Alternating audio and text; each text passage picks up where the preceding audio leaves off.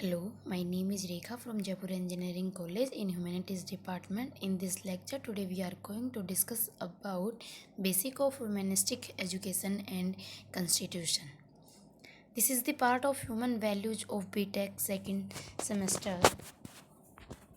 The first step for human begins towards attain the holistic alternative or universal human order should be able to develop the right understanding and the skill to implement in the real life.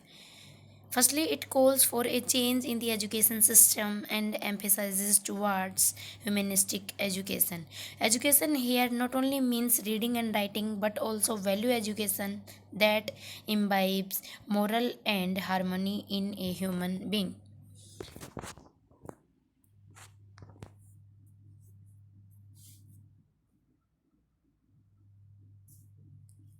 The humanistic education encourages self exploration, which can help in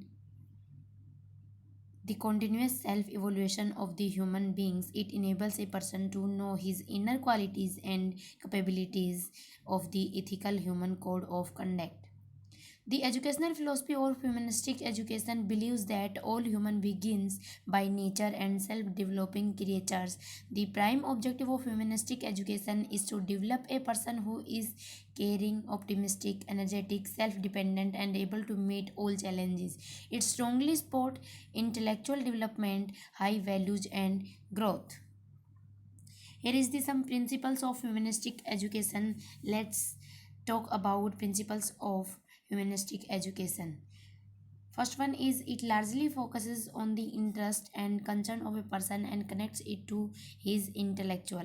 Humanistic education believes that mood and choice of a person either negatively or positively impact the process of learning. Third one is human feelings and knowledge are highly focused in humanistic education. Fourth one is this philosophy encourages self-evaluation rather than judging on other factors.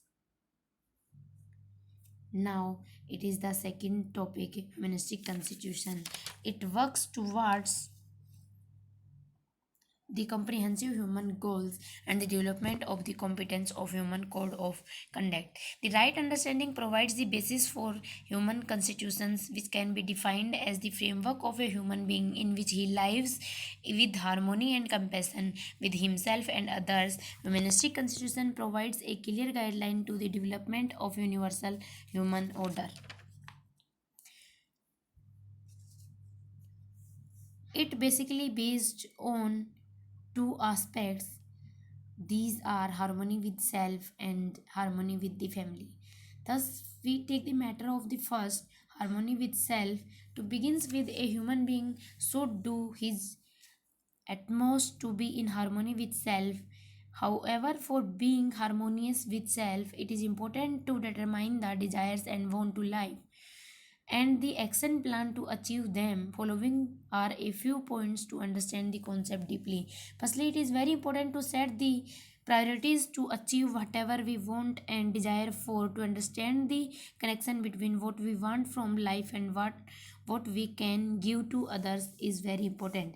Second one is every human being craves for a peaceful and happy life, but it is important to understand that these are the state of mind which cannot be achieved by material wealth or bodily satisfaction. Third one is we must always look for not missing out important things that can bring us happiness and composure while only looking for pleasure, comfort, and luxury.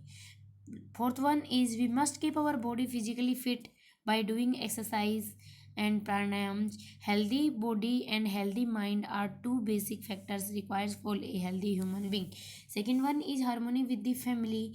The first human interaction for every individual takes place with his family. The child when takes birth is said to be clean state on which one can write anything. The value and morals that he first learns from his family decide upon his behavior on professional ground as well. The important points in this regard are: first one is the first few lessons of communication are taken from the family. At this point, the training and guidance that a person acquire makes him both a good listener and a good speaker. Second one is standing strong in challenges and resolving conflicts is also something important for the overall personality of a human being, that he learns from his family. This helps him in a long run to handle pressure and keeping calm at the workplace. Third one is to cooperate and help other is another essential lesson that is obtained from the family. Fourth one is accepting the views of other and listening to their ideas is also an important factor.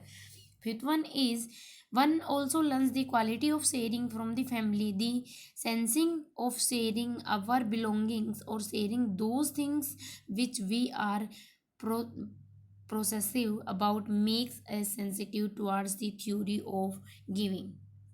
Thank you.